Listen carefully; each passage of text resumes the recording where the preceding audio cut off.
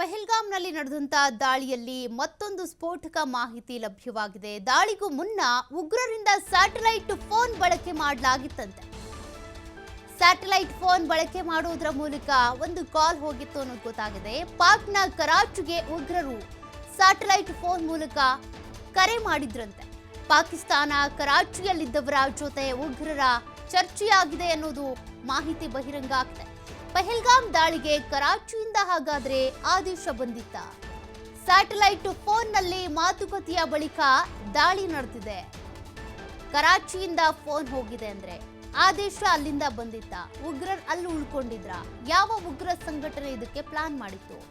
ಪಹಲ್ಗಾಮ್ನಲ್ಲಿ ಪ್ರವಾಸಿಗರ ಮೇಲೆ ದಾಳಿ ಮಾಡಿದ್ರಲ್ಲ ಉಗ್ರರು, 26 ಜನರನ್ನ ಗುಂಡಿಕ್ಕಿ ಕೊಂದ್ರಲ್ಲ, ಅದಕ್ಕೂ ಮುನ್ನ ಕರಾಚಿಯಿಂದ ಉಗ್ರರ ಜೊತೆಗೆ ಈ ಸ್ಯಾಟಲೈಟ್ ಫೋನ್ ಕರೆ ಹೋಗಿತ್ತಂತೆ. ಅಂದರೆ ನೀವು ಬಳಕೆ ಮಾಡುವಂಥ ಫೋನ್ಗಳೇನಿದ್ದಾವೆ ಸೆಲ್ ಫೋನ್ ಟವರ್ ಆಧಾರದ ಮೇಲೆ ಅವು ಕಾರ್ಯನಿರ್ವಹಿಸ್ತವೆ.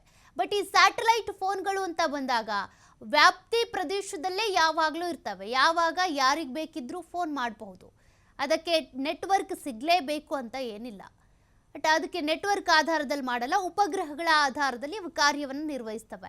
ಇಂಥ ಫೋನನ್ನು ಬಳಕೆ ಮಾಡಿ ಕಾಲ್ ಮಾಡಿದ್ರು ಅಂತ ಅಂದರೆ ಕರಾಚಿಯಿಂದ ಕರೆ ಹೋಗಿತ್ತು ಅಂದರೆ ಕರೆ ಮಾಡಿದ್ಯಾರು, ಆದೇಶ ಕೊಟ್ಟಿದ್ಯಾರು? ಹಾಗಾದರೆ ಈ ಒಂದು ಉಗ್ರರ ದಾಳಿಯ ಹಿಂದೆ ಇನ್ನು ಯಾವ್ಯಾವ ಕೈಗಳಿವೆ, ಯಾವ್ಯಾವ ಶಕ್ತಿಗಳಿದ್ದಾವೆ ಅನ್ನುವಂಥ ಮಾಹಿತಿ ಇನ್ನೂ ಗೊತ್ತಾಗಬೇಕಿದೆ. ಸದ್ಯಕ್ಕೆ ಕರಾಚಿಯಿಂದ ಒಂದು ಸ್ಯಾಟಲೈಟ್ ಫೋನ್ ಮೂಲಕ ಕರೆ ಬಂದಿತ್ತು ಅನ್ನೋದು ಗೊತ್ತಾಗಿದೆ. ಅದಾದ ನಂತರನೇ ಆ ಚರ್ಚೆಯ ಬಳಿಕನೇ ಈ ಒಂದು ದಾಳಿ ನಡೀತು ಅನ್ನೋದ್ರ ಬಗ್ಗೆ ಕೂಡ ಮಾಹಿತಿ ಗೊತ್ತಾಗ್ತಾ ಇದೆ. ಹಾಗಾಗಿ ದಾಳಿಗೂ ಮುನ್ನ ಉಗ್ರರಿಂದ ಈ ಸ್ಯಾಟಲೈಟ್ ಫೋನ್ ಬಳಕೆಯನ್ನ ಮಾಡಿಕೊಳ್ಳಲಾಗಿದೆ ಅಂದರೆ ಪಾಕ್ನ ಕರಾಚಿಗೆ ಉಗ್ರರು ಕಾಲ್ ಮಾಡಿದ್ರು ಅನ್ನೋದು ಪತ್ತೆ ಆಗಿದೆ. ಅಂದರೆ ಹಾಗಾದರೆ ಪಾಕಿಸ್ತಾನ ಕರಾಚಿಯಲ್ಲಿದ್ದವರ ಉಗ್ರರ ಜೊತೆಗೆ ಯಾಕೆ ಚರ್ಚೆ ಮಾಡ್ತು? ಪಹಲ್ಗಾಮ್ ದಾಳಿಗೆ ಕರಾಚಿಯಿಂದ ಆದೇಶ ಏನಾದರೂ ಬಂದಿತ್ತಾ? ಹೀಗೆಲ್ಲ ಒಂದಷ್ಟು ಪ್ರಶ್ನೆಗಳು ಹುಟ್ಕೊಂಡಿದ್ದಾವೆ.